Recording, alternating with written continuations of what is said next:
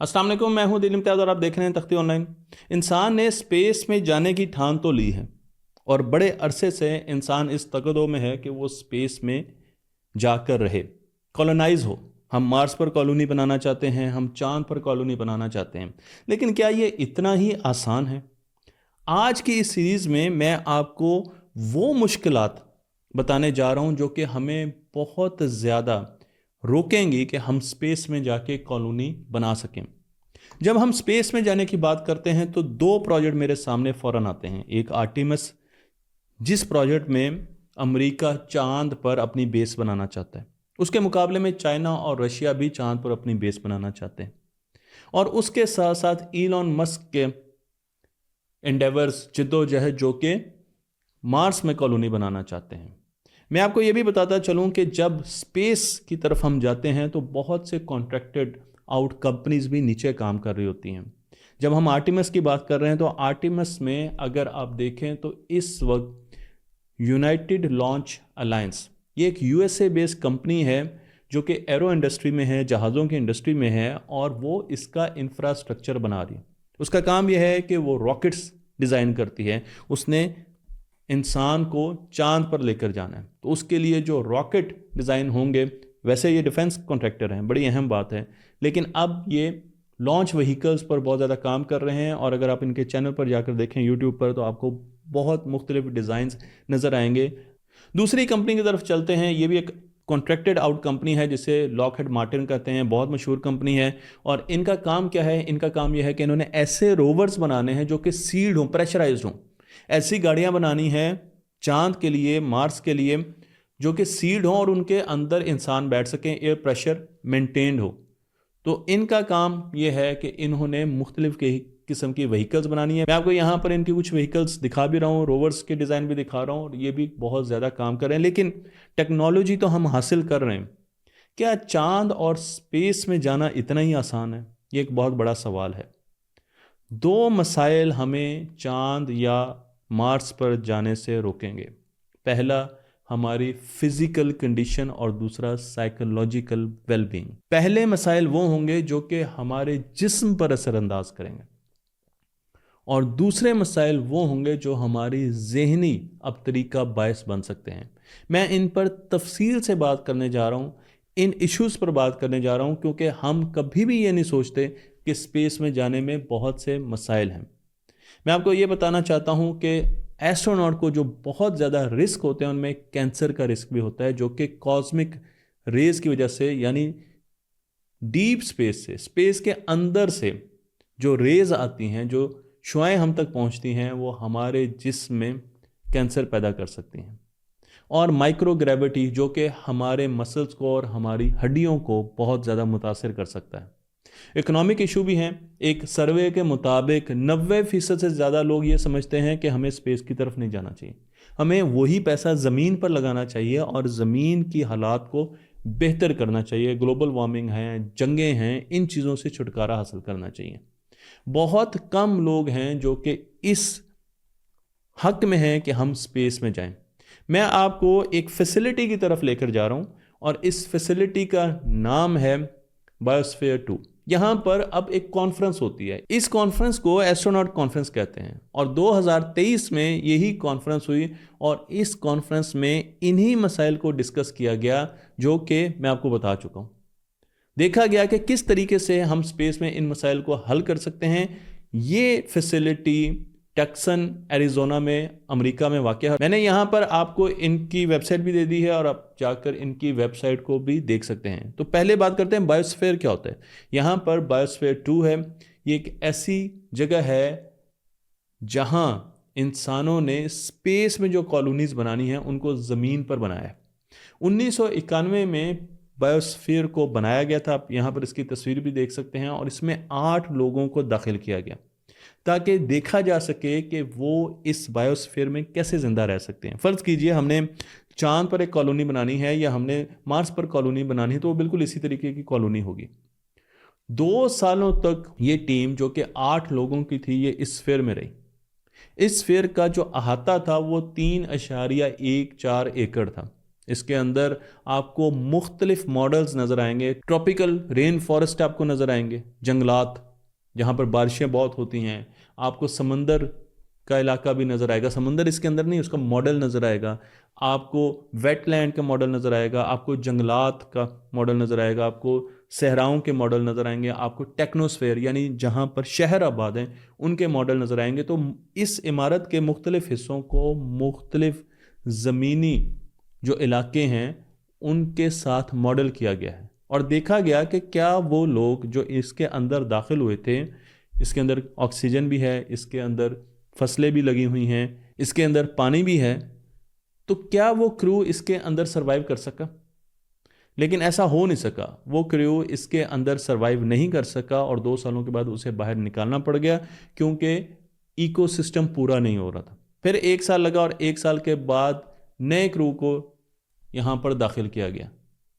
उन्हें कहा गया कि आपने इसके अंदर रहना है, लेकिन वो क्रू भी बहुत जल्द वापस आ गया क्योंकि उसके मेंबर्स के दौरान लड़ाइयाँ शुरू हो गई, साइकोलॉजिकल इश्यूज आना शुरू हो गए। तो उन्होंने भी फौरन इस बायोस्फीयर से बाहर जाने का सोचा। इन एस्ट्रोनॉट्स को जो कि इस बायोस्फीयर में तैयारी करते हैं स्पेस में जाने के लिए, एनालॉग एस्ट्रोनॉट्स कहा जाता है। तो जहां पर भी आप ये वर्ड सुने एनालॉग एस्ट्रोनॉट्स, ये वाले एस्ट्रोनॉट्स हैं। मैं आपको ये बताता चलूँ कि ऐसे बायोस्फीयर दुनिया में बहुत जगह हैं। उता में है, हवाई में है, टेक्सास में है, एंटार्क्टिका में है और उसके साथ ओमान में भी, कीनिया में भी। ये वो सारी जगह हैं जहाँ पर अब ऐसे बायोस्फीयर या तो बन चुके हैं या बनते जा रहे हैं ताकि हम वहाँ पर एस्ट्रोनॉट्स को इस किस्म की ट्रेनिंग दे सकें। लेकिन चलते हैं स्पेस की तरफ, क्योंकि स्पेस हमारे लिए बनी नहीं है।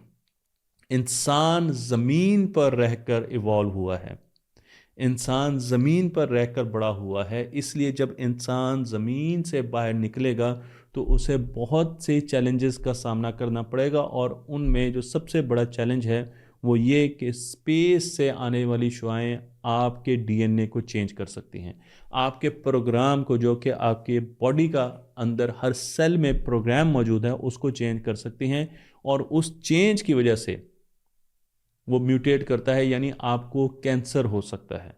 तो जो एस्ट्रोनॉट स्पेस में जाते हैं उनके कैंसर होने के चांसेस बहुत ज़्यादा बढ़ जाते हैं।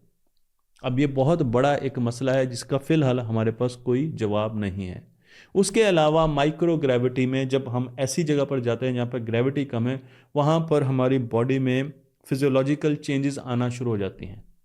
मैं आपको यहाँ पर तस्वीर दिखा रहा हूँ तो आप देख सकते हैं कि किस तरीके से माइक्रो ग्रेविटी की वजह से कुछ जीन्स अपने आप को चेंज करती हैं और वो जीन्स जो कि बोन लॉस यानी हड्डियां कमज़ोर होने की होती हैं या इन्फ्लेमेशन की होती है वो तगड़ी हो जाती हैं। उनके उनके जीन एक्सप्रेशंस बढ़ जाते हैं। वो जीन्स स्पेस में जाकर ज़्यादा ताकतवर हो जाती हैं, यानी वो अपने आप को ज़्यादा अच्छे तरीके से एक्सप्रेस कर पाती हैं और उसकी वजह से हमारी बॉडी में जो हमारी हड्डियाँ हैं वो कमज़ोर होना शुरू हो जाती हैं। हमारी बॉडी में मुख्तलिफ़ किस्म की इन्फ्लेमेशंस होना शुरू हो जाती हैं और उसके साथ साथ क्योंकि ग्रेविटी है नहीं तो बॉडी में जो ब्लड है, जो खून है, वो नीचे की तरफ नहीं जाता, टांगों की तरफ, वो सीने में रहता है या दिमाग की तरफ ज़्यादा जाता है। अब जब ब्लड की सर्कुलेशन प्रॉपर नहीं हो रही तो हमारे लिए और ज़्यादा मसाइल होना शुरू हो जाते हैं। मैं आपको ये भी बता दूं कि इंसान के जो अपने इंटरनल क्लॉक हैं, सर्केडियन रिदम्स हैं, वो भी वहाँ पर काम नहीं करते। क्यों? क्योंकि उसकी वजह यह कि वहाँ पर ना तो दिन होता है और ना रात होता है। तो सर्केडियन रिदम्स तो ज़मीन के लिए बने हैं जहाँ पर दिन और रात होते हैं और हमारी बॉडी के जो बायोलॉजिकल क्लॉक्स हैं वो अपने आप को अलाइन करते हैं और हमारी बॉडी के जो मुख्तलिफ मेटाबॉलिक एक्टिविटीज़ हो रही होती हैं वो इन्हीं क्लॉक्स के साथ अलाइन होती हैं। नींद भी इसके साथ आती है, बहुत से और काम भी इन्हीं के साथ अलाइन होते हैं। लेकिन ये चीज़ें वहाँ पर नहीं हो सकती क्योंकि वहाँ पर एस्ट्रोनॉट तो हर वक्त या तो रोशनी में रहते हैं या अंधेरे में रहते हैं, आर्टिफिशियल रोशनी में रहते हैं। तो ये कुछ चीज़ें हैं, लेकिन अभी बहुत सी और चीज़ें आनी हैं जो कि मैं आपको बताने जा रहा हूँ कि किस तरीके से स्पेस हमारी बॉडी को नुकसान पहुँचा सकती है। और यकीन जानिए कि अभी तक हम इनके हल ढूंढ नहीं सके। तो मुझे इस बात पे हैरानी होगी कि अगर हम बहुत जल्दी मार्स पर लोगों को भेजना चाहें, लेकिन जब तक हम उन लोगों की सेफ्टी का ख्याल नहीं रखेंगे और हम इस चीज़ को इंश्योर नहीं करेंगे, हमें इस चीज़ पर मुकम्मल एतमाद नहीं होगा कि ये लोग सही सलामत मार्स पर पहुंचेंगे, चांद पर पहुंचेंगे, उस वक्त तक स्पेस में जाना हमारे लिए बहुत मुश्किल होगा। क्योंकि हम जिस स्पेस में अभी तक गए हैं वो तो ज़मीन के बहुत पास है, उसे डीप स्पेस तो कहा ही नहीं जा सकता। वो तो लो अर्थ ऑर्बिट है जिसके गिर्द जहां हम जाते हैं इंटरनेशनल स्पेस स्टेशन पर घूमते रहते हैं। लेकिन जब हम चांद और मार्स और उससे आगे जाने की बातें करेंगे तो बहुत नए मसाइल हमारे सामने आएंगे। स्पेस इंसान को बदल देती है, स्पेस हमारे जिस्म पर बहुत से असरात डाल सकती है, और उन असरात से बचने के लिए हमें कुछ ना कुछ टेक्नोलॉजीज डेवलप करनी पड़ेंगी ताकि हम स्पेस में जाके रह सकें। हम चांद पर जाना चाहते हैं, हम मार्स पर जाना चाहते हैं, और हम उनसे भी दूर जाना चाहते हैं। लेकिन चांद और मार्स पर जाने के लिए ज़रूरी है कि हम स्पेस से अपने आप को बचा सकें। ये असरात साइकोलॉजिकल भी हो सकते हैं और फिजियोलॉजिकल यानी हमारे जिस्म से रिलेटेड भी हो सकते हैं। तो मैं आपको एक रिसर्च की तरफ लेकर चलता हूं, और ये रिसर्च की डॉक्टर सोंजा शेफर ने, university of California San Francisco. इन्होंने स्टडी की, क्योंकि ये एक मेडिकल रिसर्चर हैं, तो इन्होंने स्टडी किया कि इंसान जब माइक्रोग्रेविटी में चला जाता है, इंसान ऐसी जगह पर जाता है जहां पर ग्रेविटी ज़मीन से बहुत कम होती है, तो उसकी बॉडी पर क्या क्या चेंजेस आती हैं। सो इन्होंने कैसे काम किया, इन्होंने कुछ चूहों को स्पेस में भेजा। हाँ जी, चूहे क्योंकि हमारे जिस्म से और हमारे दिमाग से बहुत ज़्यादा मुताबिकत रखते हैं, इसलिए इंसानों पर जो भी रिसर्च की जाती है वो पहले चूहों पर ज़रूर की जाती है। जब चूहों को स्पेस में भेजा गया तो फिर देखा गया कि उनके बॉडी में क्या चेंजेस आती हैं। तो उन्होंने नोट किया कि जब चूहे स्पेस में गए तो उनकी जो ब्लड वेसल है जो दिमाग की तरफ जाती थी, यहाँ से दिमाग की तरफ जाती थी, वह आहिस्ता आहिस्ता स्ट्रांग होना शुरू हो गई, वह आहिस्ता आहिस्ता स्ट्रांग और बड़ी होना शुरू हो गई। लेकिन उसके साथ साथ जो ब्लड वेसल्स नीचे जाती थी, पैरों की तरफ जाती थी, वो निस्बतन वैसी की वैसी रही। अगर इंसानों में इसका मुआवजा किया जाए तो इंसानों में ये ब्लड वेसल्स बहुत ज़्यादा स्ट्रांग होती हैं, क्योंकि ब्लड आपका ज़्यादातर आपके चेस्ट में और दिमाग की तरफ रहता है। ग्रेविटी तो है नहीं नीचे के ब्लड नीचे जा सकें, और इसीलिए ब्लड वेसल्स टांगों की कम होना शुरू हो जाती है। जितना वक्त आप स्पेस में गुजारेंगे उतनी आपकी ब्लड वेसल आहिस्ता आहिस्ता कम होना शुरू हो जाएंगी। इसी वजह से आपने देखा होगा कि जब भी एस्ट्रोनॉट ज़्यादा टाइम गुजार कर स्पेस से आते हैं तो वो चल नहीं सकते। उसकी और भी वजूहात होती हैं, लेकिन एक वजह ये भी है, उन्हें सहारे के साथ चलाया जाता है। अगर मैं आपको ये बताऊं कि स्पेस में दिल की शक्ल बदल जाती है तो आप हैरान होंगे, लेकिन अब हमें पता है, क्योंकि ये रिसर्च हमने की है, ये स्टडी की है 12 एस्ट्रोनॉट्स पर। हमने उनके दिल की शक्ल को मॉनिटर किया है। अमूमन जब आप दिल देखते हैं, किसी भी जानवर का दिल देखें, तो वो ओवल शेप में होता है। लेकिन जब स्पेस में जाते हैं, माइक्रोग्रेविटी में जाते हैं, तो इंसान का दिल ओवल की बजाय राउंड शेप में आ जाता है माइक्रोग्रेविटी की वजह से। ये स्टडी पब्लिश की गई अमेरिकन कॉलेज, बल्कि इसके प्रेजेंट किया गया American college of cardiology 63rd session में, और उसमें बताया गया कि स्पेस में जैसे ही हम दाखिल होते हैं तो आहिस्ता आहिस्ता हमारा दिल स्फेरिकल होना शुरू हो जाता है, राउंड होना शुरू हो जाता है, और उसकी वजह से बहुत सी चेंजेस आती हैं। इंसान का ब्लड प्रेशर चेंज हो जाता है, इंसान की, मैंने पहले ही बताया कि वेसल्स जो हैं उनकी स्ट्रेंथ तो वैसे ही चेंज होती है, और इंसान को कार्डियक अरेस्ट होने के, दिल का दौरा पड़ने के बहुत ज़्यादा चांसेस बढ़ जाते हैं। तो इसका मतलब यह है कि अगर आप स्पेस में जा रहे हैं, एस्ट्रोनॉट स्पेस में जा रहे हैं, तो स्पेस में उनको दिल के मसाइल ज़्यादा पेश आ सकते हैं। इसके साथ साथ ये भी बताया गया कि अगर आप स्पेस में बहुत ज़्यादा टाइम रहते हैं तो आपका हार्ट मसल मैस कम होना शुरू हो जाता है, आपके दिल की कॉन्ट्रैक्शन कम होना शुरू हो जाती है, तो दिल के बहुत से मसाइल आना शुरू हो जाएंगे। इन्होंने यानी डॉक्टर साहबा ने एक ऐसा मॉलिक्यूलर पाथवे डिस्कवर किया हमारी बॉडी के अंदर जिसके ज़रिए वो इन कार्डियोवैस्कुलर चेंजेस को रोक सकते हैं, इन्हें ज़हूर पजीर होने से रोक सकती हैं। लेकिन अब ऐसा करने में भी मसला है, क्योंकि हम ये नहीं जानते कि क्या ये चेंजेस हमारे लिए स्पेस में बेहतर हैं या नहीं बेहतर, क्या ये हमारी बॉडी का डिफेंस मैकेनिज्म तो नहीं है। बिल्कुल ऐसे ही जैसे एक वायरस आता है और हम पर अटैक करता है, तो हमारी बॉडी का भी एक डिफेंस मैकेनिज्म है जो कि उसके अगेंस्ट काम करना शुरू कर देता है। बिल्कुल ऐसे ही कहीं दिल का गोल होना हमारी बॉडी का डिफेंस मैकेनिज्म तो नहीं है जिसे हम ख़त्म करने जा रहे हैं और पता चले उसकी वजह से और चीज़ें होना शुरू हो गई। स्पेस में इंसान की आंख बदलना शुरू हो जाती है, इंसान का विजन भी बदलना शुरू हो जाता है। लेकिन माइक्रोग्रेविटी में जैसे हम मूव करते हैं तो हमें पता चलता है कि 1 महीने बाद इंसान की जो पुतली है, आंख की आईबॉल है, आईबॉल, उसके अंदर आपको पुतली भी नजर आ रही, तो पूरी जो आईबॉल होती है वो फ्लैट होना शुरू हो जाती है। वो भी राउंड होती है लेकिन वो आहिस्ता आहिस्ता फ्लैट होना शुरू हो जाती है। इसे space flight associated neuro ocular syndrome कहते हैं, जिसका एस्ट्रोनॉट अमूमन शिकार होते हैं। फ्लूइड भी उनकी आंखों में देखने पर असरअंदाज होता है, तो उनका विजन जो है वो ऐसा ऐसा कम होना शुरू हो जाता है और ये एक बहुत बड़ा मसला होता है और उसके लिए उनको मुख्तलिफ थेरेपीज करनी पड़ती हैं। मैं आपको ये भी बताता चलूँ कि इंसान ज़मीन के लिए कन्फिगर हुआ है, इसके मसल्स, इसकी बोन्स ज़मीन के लिए बनी है। 9.8 मीटर पर सेकंड स्क्वायर की ग्रेविटी के लिए बनी है। लेकिन जब हम स्पेस में जाते हैं तो वहाँ पर ग्रेविटी बहुत कम होती है, माइक्रो ग्रेविटी, और जिसकी वजह से हमारे अंदर मुख्तलिफ चेंजेस आना शुरू हो जाती हैं। तो सबसे पहले तो हमने ज़मीन पर जब हम खड़े होते हैं, हम अपराइट खड़े होते हैं, हमारी बोन सीधी होती है ताकि हम 9.8 मीटर पर सेकंड स्क्वायर की ग्रेविटी को ओवरकम कर सकें और हम सीधे खड़े हो जाएं।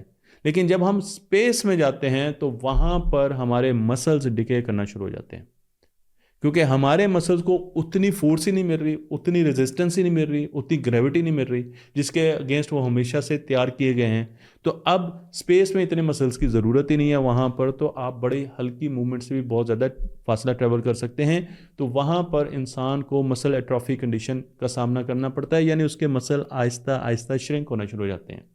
रिसर्च हमें यह बताती है कि 20% मसल लॉस होता है। अगर एस्ट्रोनॉट हर दिन 2 घंटे वर्जिश ना करें तो उनका मसल लॉस मुसलसल बढ़ता रहेगा और 20% तक उनका मसल लॉस हो सकता है। उसे इंटैक्ट रखने के लिए, उन मसल्स को महफूज करने के लिए वो रोज़ 2 घंटे, आपने देखा होगा स्पेस में बहुत सी ऐसी तस्वीरें आती है, साइकिल चला रहे हैं या एक्सरसाइज कर रहे होते हैं। मैं आपको यहाँ पर मसल्स की कुछ तस्वीर दिखा रहा हूँ, आपको एक्सरसाइज करते हुए एस्ट्रोनॉट की भी तस्वीर दिखा रहा हूँ, लेकिन मैं आपको यहाँ पर मसल्स की भी कुछ तस्वीर दिखा रहा हूँ, इनके क्रॉस सेक्शन दिखा रहा हूँ। ये मसल एस्ट्रोनॉट्स के नहीं है, ये रैट्स के, चूहों के, और इनके जो क्रॉस सेक्शंस हैं वो आप देख सकते हैं माइक्रोस्कोप में, तो आपको नज़र आएगा कि मसल्स आहिस्ता आहिस्ता किस तरीके से उनका लॉस हो रहा है। इस लॉस को रोकने के लिए अब मुख्तलिफ किस्म की तदाबीर की जा रही है। उनमें इलेक्ट्रिकल स्टिमुलस दिया जाएगा इन मसल्स को, ताकि इनके इस श्रिंक को, इस सुकड़ने को हम कंट्रोल कर सकें। इस पर बहुत ज़्यादा रिसर्च हो रही है, लेकिन अभी तक हमें इलेक्ट्रिकल स्टिमुलस दिया नहीं है, लेकिन इस पर रिसर्च की जा रही है कि क्या इससे मसल लॉस को रोका जा सकता है। मसल लॉस के साथ साथ हमें हड्डियों का बोन लॉस भी होता है, हड्डियां भी कमज़ोर होती हैं। नासा की एक स्टडी ने हमें बताया कि इंसान जब स्पेस में जाता है, और ये स्टडी 2009 में की गई, तो उसे 6 महीने में 14% उसकी बोन डेंसिटी कम होती है। 14%। अगर वो 1 साल रहता है तो 30% उसकी बोन डेंसिटी कम होगी। आप तस्वीर में भी देख सकते हैं। तो कुछ ऐसे एस्ट्रोनॉट्स हैं जो तकरीबन 1 साल गुजार के आए हैं स्पेस में, तो वो जब स्पेस से वापस आए तो उनकी जो बोन डेंसिटी है वो 30% से भी कम हुई। अगर इतनी ज़्यादा बोन डेंसिटी कम होती है तो फिर उन्होंने कुछ हल ढूंढा होगा, और मैंने आपको बताया कि हल वही है कि हमें एक्सरसाइज करनी होती है। गोया कि फिर भी बोन डेंसिटी कम होती रहती है, और क्योंकि वो ज़मीन के लिए प्रोग्राम की गई है। स्पेस में इंसान का कद बढ़ जाता है, तकरीबन 3% इंसान का कद बढ़ जाता है, और जो एस्ट्रोनॉट वहाँ पर जाते हैं उनका तकरीबन 1 से 1.5 इंच के करीब माइक्रो ग्रेविटी में कद बढ़ जाता है। और उसकी वजह यह है कि हमारा जो वर्टिब्रल कॉलम है, ये जो पीछे हमारी बोन है, स्पाइनल कॉर्ड है, ये रिलैक्स करती है। इसकी जो ओरिजिनल शेप है जो ज़मीन पर है, ये थोड़ा सा उससे रिलैक्स कर देती है, और जब ये रिलैक्स करती है तो ये आहिस्ता आहिस्ता इसमें थोड़ा सा मार्जिन निकल आता है और 1 इंच 1.5 इंच हमारा कद बढ़ जाता है। एस्ट्रोनॉट्स को स्पेस में बैक पेन के प्रॉब्लम बहुत सीवियर होते हैं क्योंकि आपकी बॉडी की साख्त बदल रही है, इसलिए उन्हें इस चीज़ का भी बड़ा ख्याल रखना पड़ता है कि उन्हें किसी किस्म का बैक पेन ना हो, और उसके लिए भी वो मुख्तलिफ एक्सरसाइज करते हैं। तो हमारे पास जो जवाब है इन तमाम चेंजेस का वो तो एक्सरसाइज हैं, लेकिन कुछ ऐसी चेंजेस हैं जो कि एक्सरसाइज से भी कंट्रोल नहीं हो पाएंगी। हम इस वक्त सिर्फ माइक्रो ग्रेविटी की बात कर रहे हैं जो कि हमें स्पेस में इतनी मुश्किलात का सामना करने की तरफ लेकर जाती हैं, लेकिन अभी तक हमने उन रेडिएशंस की बात नहीं की जो कि स्पेस में आम होती हैं, जो हमारे सूरज से भी आ रही हैं और दूर के सितारों से भी आ रही हैं। उनसे कैसे बचा जाएगा, इस पर हम बात करेंगे अपनी अगली वीडियो में। मुझे उम्मीद है कि ये वीडियो आपको पसंद आई होगी। हमारे यूट्यूब चैनल तख्ती ऑनलाइन को लाइक कीजिए और इस इल्म को दूसरों तक पहुंचाते रहिए।